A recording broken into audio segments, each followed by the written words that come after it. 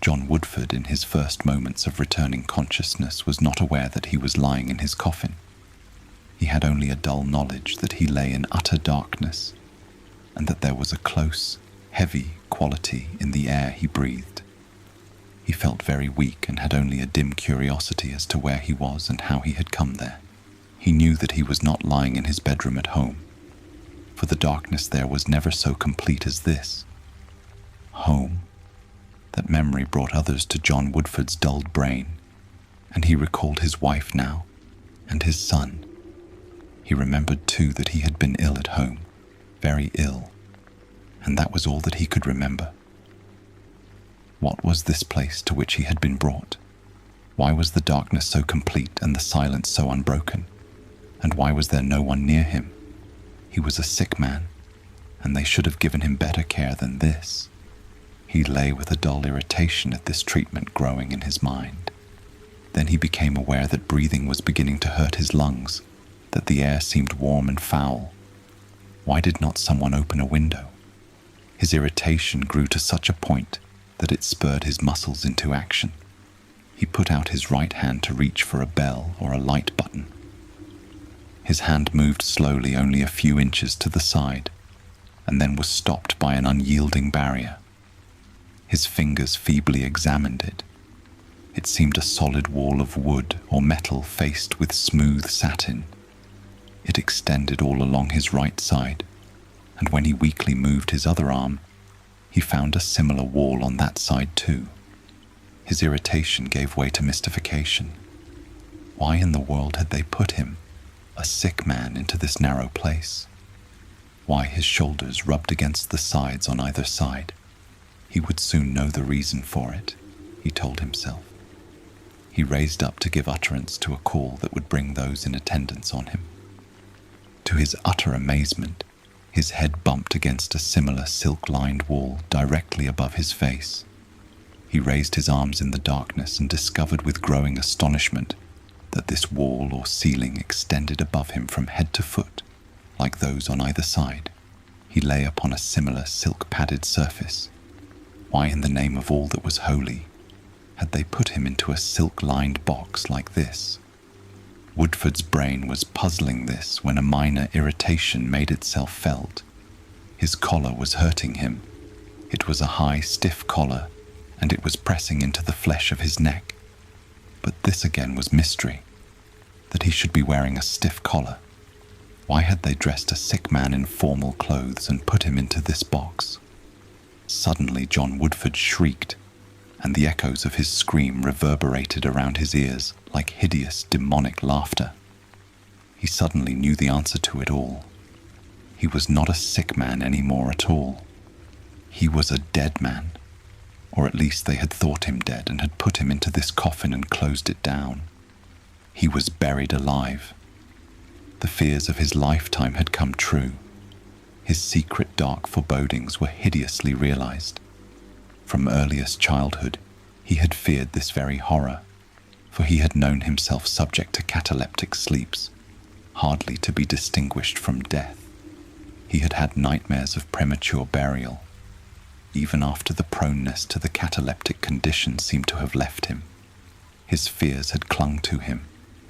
He had never told his wife or son of his fears, but they had persisted.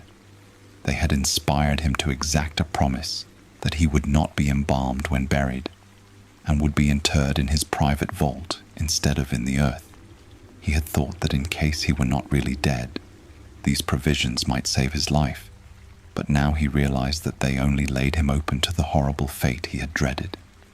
He knew with terrible certainty that he lay now in his coffin in the stone vault in the quiet cemetery. His screams could not be heard outside the vault, probably not even outside the coffin. As long as he had lain in cataleptic sleep, he had not breathed, but now that he was awake and breathing, the air in the coffin was rapidly being exhausted, and he was doomed to perish of suffocation. John Woodford went temporarily mad. He screamed with fear-choked throat, and as he shrieked he clawed with hands and feet at the unyielding satin-covered surfaces around and above him. He beat upward as best he could upon the coffin's lid with his clenched fists, but the heavy fastenings held firm.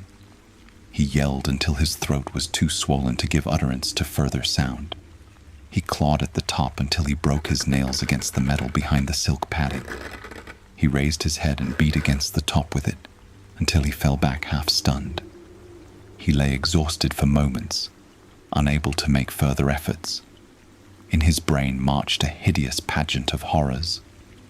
The air seemed much closer and hotter now, seemed to burn his lungs with each breath he inhaled. With sudden return of his frenzy, he shrieked and shrieked again. This would not do. He was in a horrible situation, but he must do the best he could not to give way to the horror. He had not many minutes left, and he must use them in the most rational way possible to try to escape his terrible prison. With this resolution, a little calm came to him, and he began to test his powers of movement. He clenched his fists again and hammered upward, but this did no good. His arms were jammed so close against his body by the coffin's narrowness that he could not strike a strong blow, nor had he any leverage to push strongly upward. What about his feet? Feverishly he tried them, but found his kicks upward even less powerful. He thought of hunching up his knees and thus bursting up the lid, but found that he could not raise his knees high enough, and that when he pressed upward with them against the lid, his feet simply slid away on the smooth silk of the coffin's bottom. Now the breaths he drew seared his lungs and nostrils, and his brain seemed on fire. He knew his strength was waning, and that before long he would lose consciousness. He must do whatever he could swiftly. He felt the soft silk about him, and the dreadful irony of it came home to him. He had been placed so lovingly in this death trap. He tried to turn on his side, for he thought now that he might use his shoulders to heave up against the lid. But turning was not easy in the cramped coffin, and had to be accomplished by a myriad little hitching movements, an infinitely slow and painful process. John Woodford hitched and squirmed desperately until he lay on his left side. He found then that his right shoulder touched the lid above. He braced his left shoulder on the coffin's bottom and heaved upward with all his strength. There was no result. The lid seemed as immovable as ever.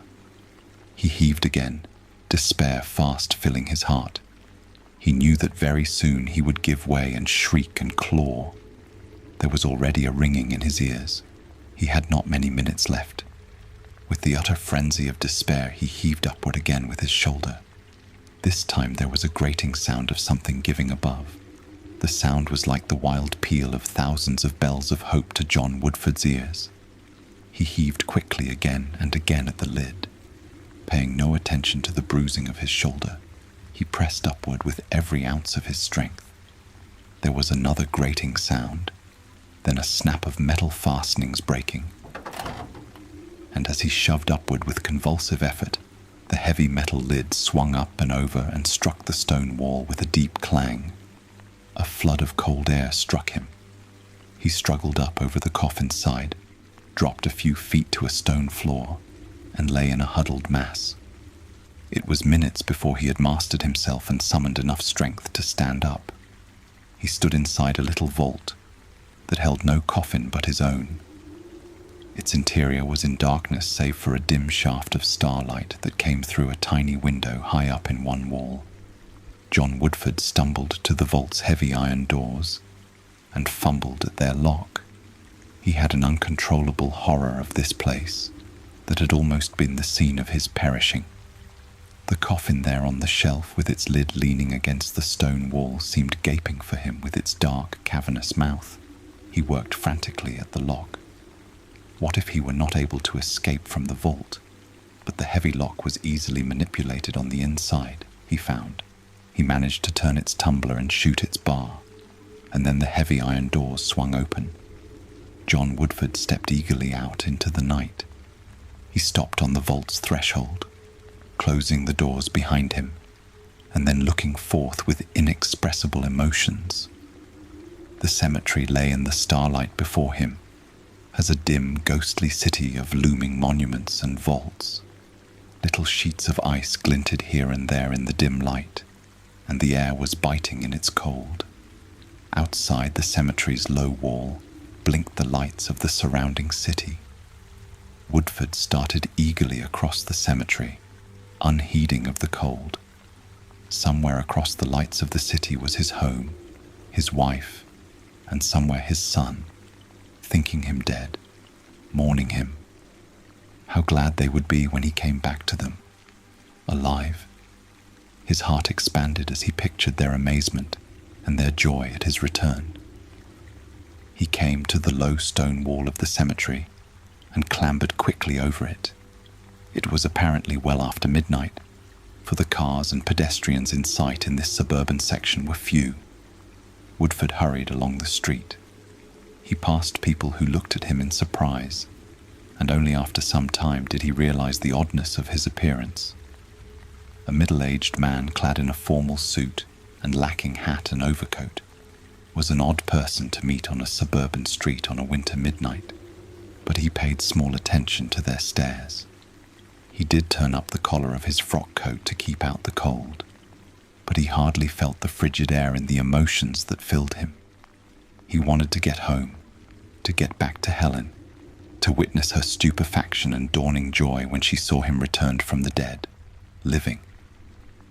A streetcar came clanging along and John Woodford stepped quickly out to board it, but almost as quickly stepped back. He had mechanically thrust his hand into his pocket and found it quite empty. That was to be expected, of course. They didn't put money in a dead man's clothes. No matter, he would soon be there on foot. As he reached the section in which his home was located, he glanced in a store window in passing and saw on a tear-sheet calendar a big black date that made him gasp.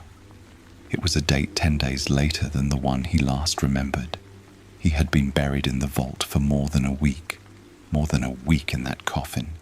It seemed incredible, terrible, but that did not matter now, he told himself. It would only make the joy of his wife and son the greater when they found he was alive. To Woodford himself it seemed as though he were returning from a journey rather than from the dead. Returned from the dead.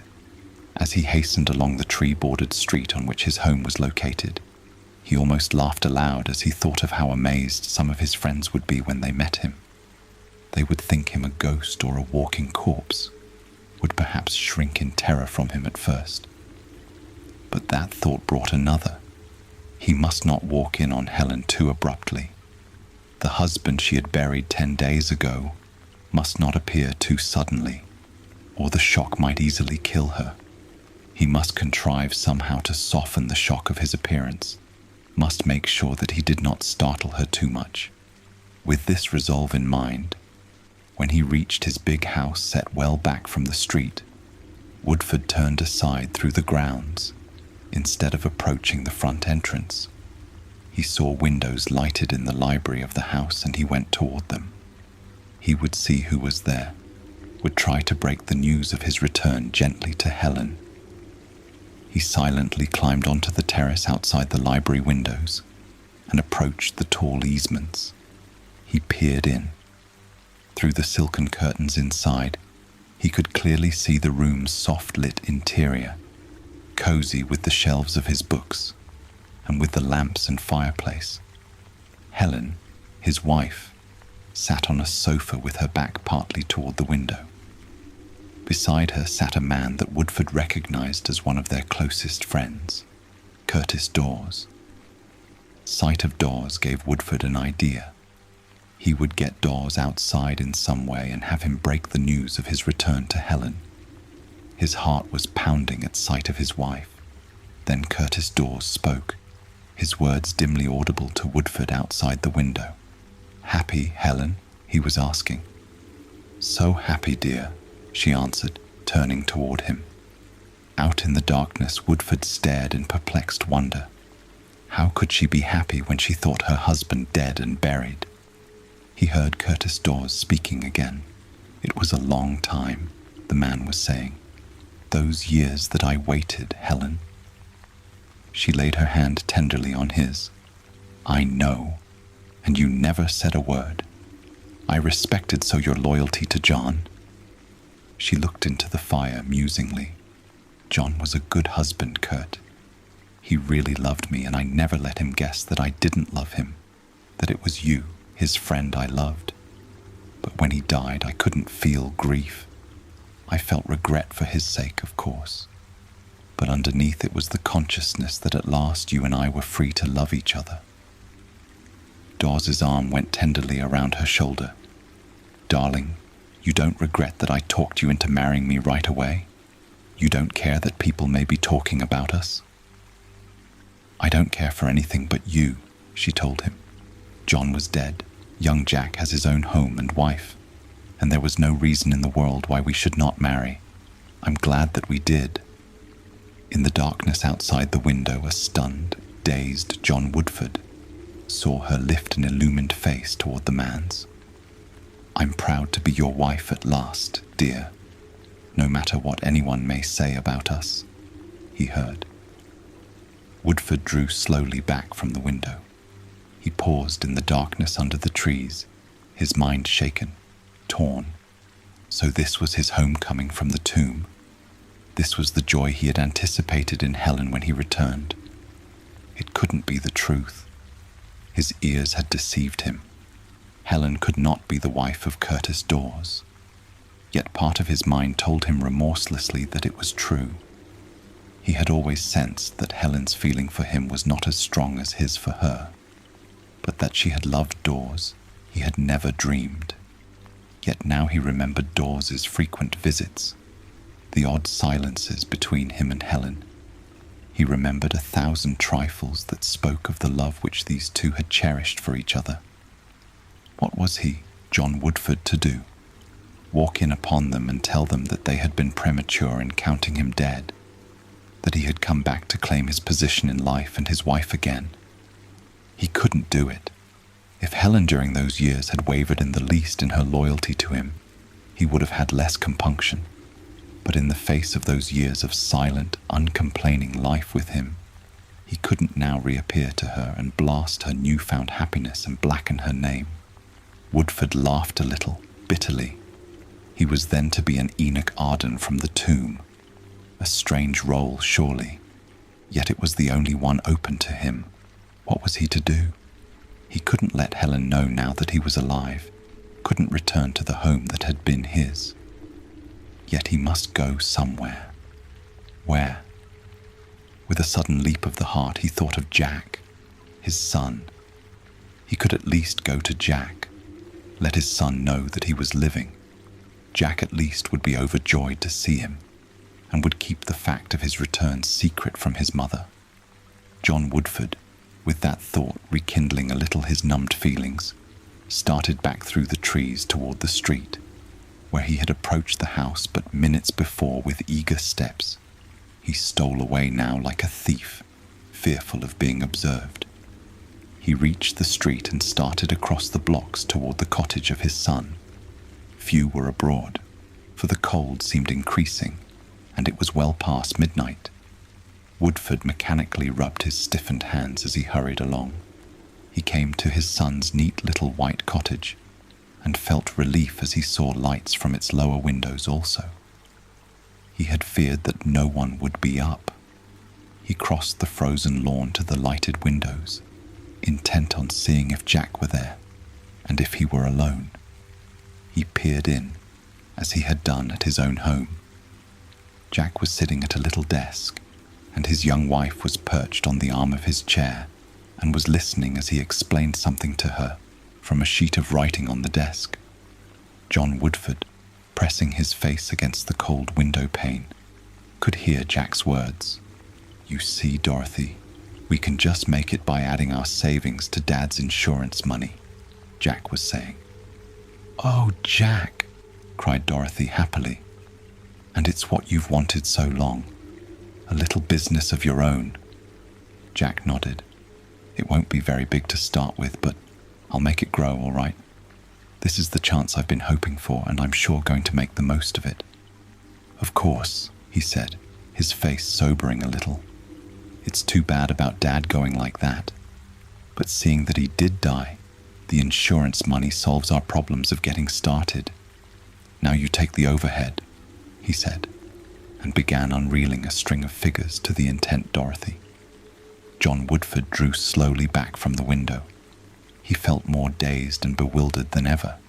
He had forgotten the insurance he had carried, which he had intended to give Jack his start. But of course, he saw now. It had been paid over when he was believed dead. He was not dead, but living. Yet if he let Jack know that, it meant the end of his son's long-desired opportunity. Jack would have to return the insurance money to the company, wrecking his dreamed-of chance. How could he let him know then? He, John Woodford, had already decided that he must remain dead to his wife, and therefore to the world. He might as well remain so to his son also. It was for the best. John Woodford melted away from the cottage into the darkness. When he reached the street, he stood in indecision. A freezing wind had begun to blow, and he felt very cold without an overcoat. Mechanically, he turned his coat collar closer around his neck. He tried to think what he must do. Neither Helen nor Jack must know that he was living, and that meant that no one in the city must know. He must get out of the town to some other place, take up life under some other name. But he would need help, money, to do that. Where was he to get them? Barred as he was from calling on his wife or son, to whom could he turn for help without letting his return become generally known? Howard Norse. The name came at once to Woodford's lips. Norse had been his employer, head of the firm where Woodford had held a position for many years. Woodford had been one of his oldest employees. Howard Norse would help him to get a position somewhere else, and would keep his reappearance secret. He knew where Norse's residence was, several miles out in the country, but he couldn't walk that far, and he had no taxi or trolley fare. He would have to telephone Norse. Woodford walked back toward the city's central section, head bent against the piercing cold wind. He succeeded in finding an all-night lunchroom, whose proprietor allowed him to use the telephone. With cold, stiffened fingers, he dialed Norse's number. Howard Norse's sleepy voice soon came over the wire. "Mr. Norse, this is Woodford, John Woodford," he said quickly. There was an incredulous exclamation from Howard Norse. "You're crazy. John Woodford's been dead and buried for a couple of weeks." "No, I tell you it's John Woodford," insisted Woodford. "I'm not dead at all. I'm as living as you are. If you'll come into town for me, you'll see for yourself." "I'm not likely to drive to town at 2 a.m. to look at a maniac," Norse replied acidly. "Whatever your game is, you're wasting your time on me." "But you've got to help me," Woodford cried. "I've got to have money, a chance to get out of the city without anyone knowing. I gave your firm my services for years, and now you've got to give me help." "Listen to me, whoever you are," snapped Norse over the wire. "I was bothered long enough with John Woodford when he was living. He was so inefficient we'd have kicked him out long ago if we hadn't been sorry for him. But now that he's dead, you needn't think you can bother me in his name. Good night." The receiver clicked in Woodford's unbelieving ear. He stared at the instrument. So that was what they had really thought of him at the firm there, where he had always thought himself one of the most highly valued of employees. But there must be someone upon whom he could call for help, someone he could convince that John Woodford was still living, someone who would be glad to think that he might be living. What about Willis Gran? Gran had been his closest friend next to Curtis Dawes. He had lent money more than once to Woodford in the past, and certainly should be willing to do so now. Hastily, Woodford called Gran's number. This time he was more careful in his approach when he heard the other's voice. "Willis, I've got something to tell you that may sound incredible, but you've got to believe, do you hear?" he said. "Who is this, and what in the world are you talking about?" demanded Gran's startled voice. "Willis, this is John Woodford. Do you hear? John Woodford. Everyone thinks I'm dead, but I'm not, and I've got to see you." "What?" cried the other's voice over the telephone. "Why, you must be drunk. I saw Woodford lying in his coffin myself, so I know he's dead." "I tell you it's not so. I'm not dead," Woodford almost screamed. "I've got to get some money, though, to get away from here, and you must lend it to me. You always lent it to me before, and I need it now worse than ever I did. I've got to get away." "So that's it," said Willis Gran. "Because I used to help Woodford out. You think you can get money from me by just calling me up and pretending that you're he. Why, Woodford himself was the biggest pest in the world with his constant borrowings. I felt almost relieved when he died. And now you try to make me believe that he's come back from the dead to pester me again." "But he never died. I'm John Woodford, really," Woodford protested vainly. "Sorry, old top," returned Gran's mocking voice. "Next time, pick a living person to impersonate, not a dead one." He hung up. John Woodford slowly replaced the receiver and made his way out to the street. The wind was blowing harder, and now was bringing with it clouds of fine snow that stung against his face like sand. He shivered as he stumbled along the streets of dark shops, his body freezing as his mind was frozen. There was no one from whom he could get help, he saw. His paramount necessity was still to get out of the city, and to do that he must rely on himself. The icy blasts of the snow-laden wind penetrated through his thin coat. His hands were shaking with the cold. A sign caught Woodford's eye, the illuminated beacon of a relief lodging house. At once, he made his way toward it. He could at least sleep there tonight, get started from the city in the morning. The shabby men dozing inside in chairs looked queerly at him as he entered. So did the young clerk to whom he made his way. "I'd like to stay here tonight," he said to the clerk. The clerk stared. "Are you trying to kid me?" Woodford shook his head. "No, I'm penniless and it's cold outside. I've got to stay somewhere." The clerk smiled disdainfully. "Listen, fellow, no one with duds like yours is that hard up. Scram before I call a cop." Woodford looked down at his clothes, his frock coat and stiff white shirt and gleaming patent leather shoes, and understood. He said desperately to the clerk, "But these clothes don't mean anything. I tell you, I haven't a penny." "Will you beat it before I have you thrown out of here?" the clerk demanded. Woodford backed toward the door. He went outside again into the cold. The wind had increased and more snow was falling. The front of Woodford's coat was soon covered with it as he pushed along. It came to him as a queer joke that the splendor of his funeral clothes should keep him from getting help now. He couldn't even beg a passerby for a dime. Who would give to a panhandler in formal clothes? Woodford felt his body quivering and his teeth chattering from sheer cold. If he could only get out of the blast of the icy wind. His eyes sought desperately along the street for a hallway where he might shelter himself. He found a deep doorway and crouched down inside it, out of the wind and driving snow. But hardly had he done so when a heavy step paused in front of him, and a nightstick rapped his feet smartly. An authoritative voice ordered him to get up and go home. Woodford did not try to explain to the policeman that he was not a drunken citizen fallen by the way. He got wearily to his feet and moved on along the street, unable to see more than a few feet ahead for the whirl of snow. The snow on which he was walking penetrated the thin shoes he wore, and his feet were soon even colder than the rest of his body. He walked with slow, dragging steps, head bent against the storm of white. He was dully aware that the dark shops beside him had given way to a low stone wall. With a sudden start, he recognized it as the wall of the cemetery, which he had left but hours before, the cemetery containing the vault from which he had escaped. The vault? Why hadn't he thought of it before? He asked himself. The vault would be a shelter from the freezing wind and snow. He could stay there for the night without anyone objecting. He paused, feeling for a moment a little renewal of his former terrors. Did he dare go back into that place from which he had struggled to escape?